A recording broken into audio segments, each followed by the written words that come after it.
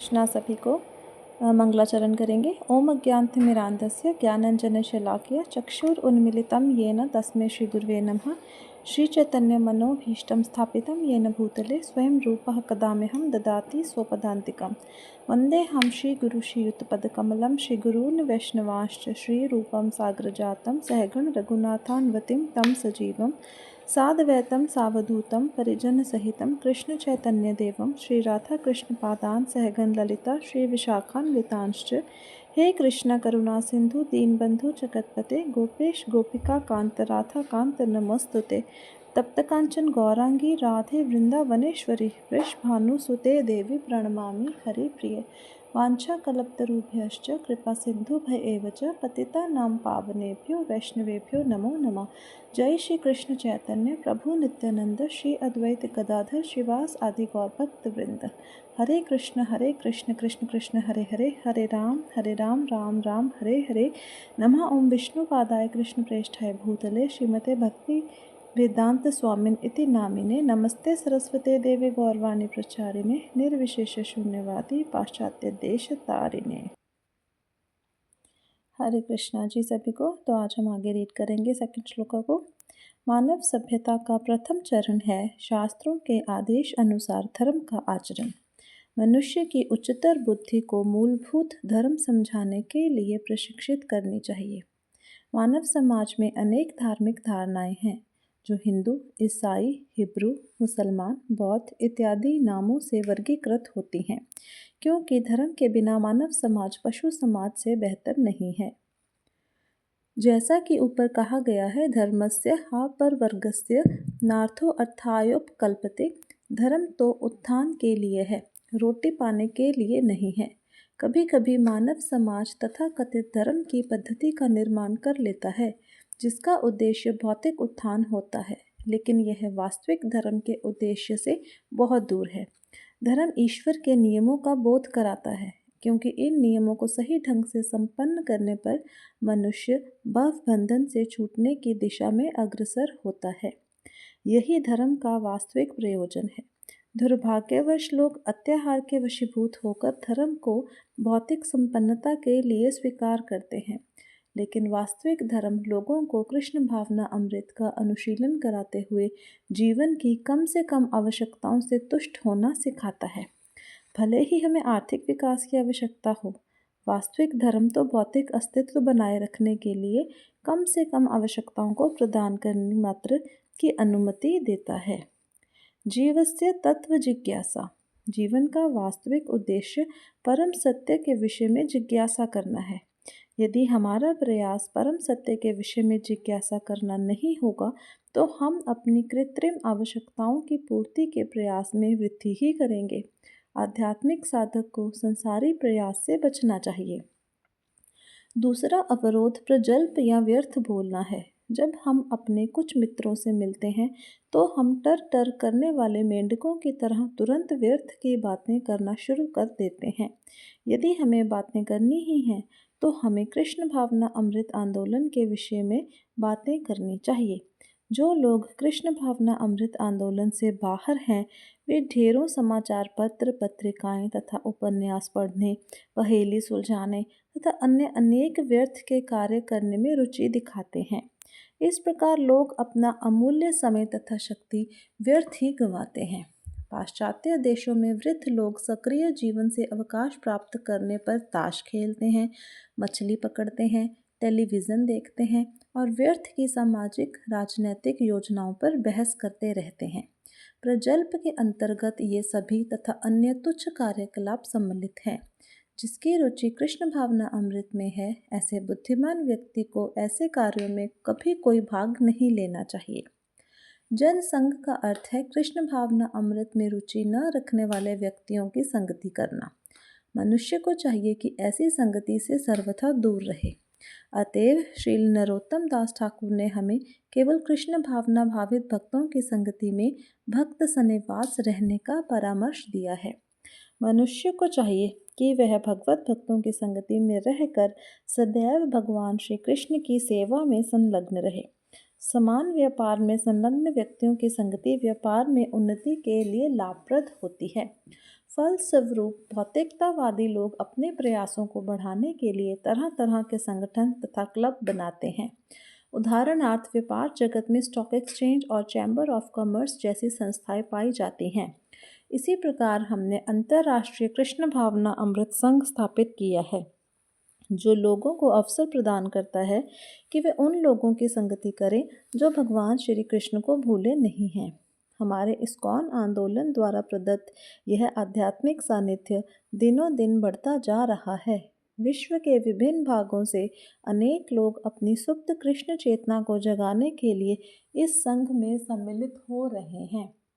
श्रील भक्ति सिद्धांत सरस्वती ठाकुर अपनी अनुवृत्ति टीका में लिखते हैं कि मानसिक तार्किकों या शुष्क चिंतकों के द्वारा ज्ञान प्राप्त करने के लिए किया गया अत्यधिक प्रयास अत्याहार आवश्यकता से अधिक संग्रह के अंतर्गत आता है। श्रीमद् भागवतम के अनुसार दार्शनिक चिंतकों ज्ञानियों द्वारा कृष्ण भावना अमृत से विहीन शुष्क दर्शन पर पोथे के पोथे लिखने के प्रयास पूर्णतया व्यर्थ हैं। आर्थिक विकास पर अनेक किताबें लिखने वाले कर्मियों का कर्म भी अत्याहार की कोटि में आता है। इसी तरह जिन्हें कृष्ण भावना अमृत की कोई इच्छा नहीं है और जो अधिकाधिक वस्तुओं को पाने मात्र के लिए इच्छुक रहते हैं, चाहे वह वैज्ञानिक ज्ञान के रूप में हो या धन का लाभ हो, वे सब अत्याहार के क्षेत्र में आते हैं। कर्मी जन भावी पीढ़ियों के लिए अधिकाधिक धन संचित करने के लिए श्रम करते हैं, क्योंकि वे अपने भविष्य की स्थिति को नहीं जानते।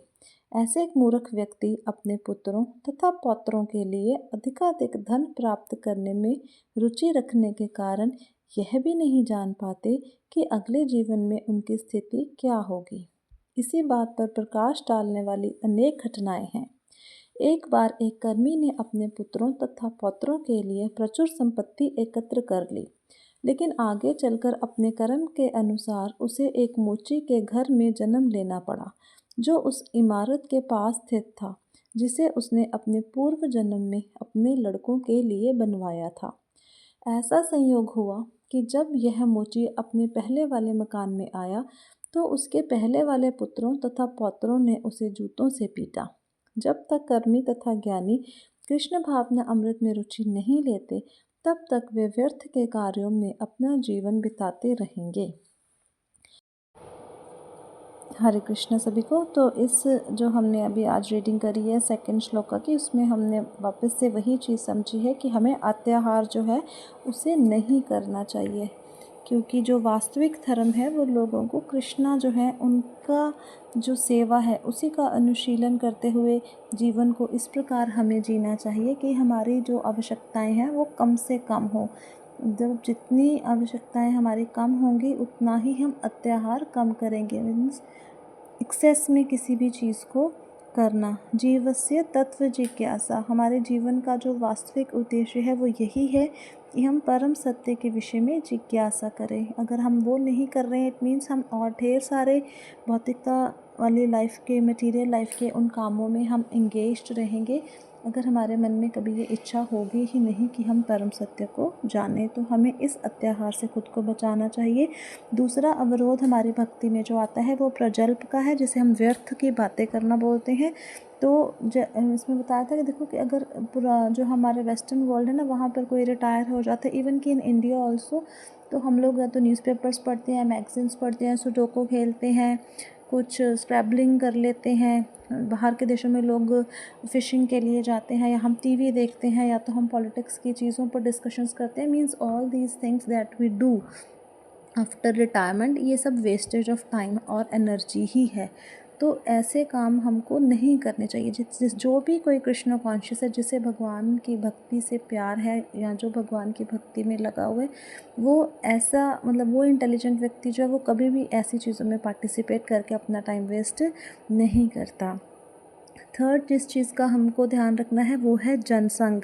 मीन्स कि संग आप किन लोगों का करें। जैसे आप देखते हैं, हम अपने आसपास भी देखते हैं कि एक शराबी शराब नहीं पिएगा जब तक उसको किसी दूसरे शराबी का संग ना मिले।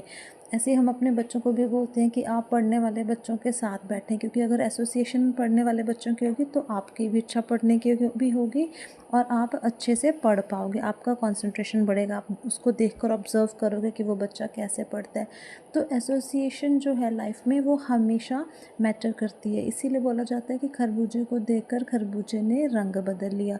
तो हमें कैसे लोगों का संग करना चाहिए, हमें उन्हीं लोगों का संग करना चाहिए जो भक्त हों, जो कृष्ण को सुप्रीम पर्सनैलिटी मानते हों, जिनकी इच्छा कृष्ण की सेवा करने की हो, जो ये मानते हों कि हम कृष्ण के दास हैं और हमारा जो जीवन का मकसद है वो यही है कि हम ठाकुर जी की सेवा करें हर तरह से। तो इसलिए हम किनका सुप्त कृष्ण चेतना जो है हमें उनको जगाने के लिए ही श्रील प्रभुपाद ने इस्कॉन नाम की संस्था का जो था उन्होंने इसकी नींव रखी थी, ताकि ऑल ओवर द वर्ल्ड दुनिया में जितने भी लोग भगवान श्री कृष्ण से जुड़ना चाहते हैं या उनकी भक्ति करना चाहते हैं वो भी उनका भी एक क्लब बने, उनकी भी एक संस्था हो, उन्हें मालूम हो कि अगर हम यहाँ जाएंगे तो यहाँ पर हमें कृष्ण की ही चर्चा, कृष्ण के ही बारे में हमको जानने के लिए मिलेगा। जैसे भी हमने पढ़ा कि जो बिजनेसमैन होते हैं उनके लिए स्टॉक एक्सचेंज है कि कब किस जगह के जो भाव हैं वो बढ़ रहे हैं, किसकी वैल्यू कम हो रही है। ऐसे ही चैम्बर ऑफ कॉमर्स रहता है, ऐसे ही कृष्ण।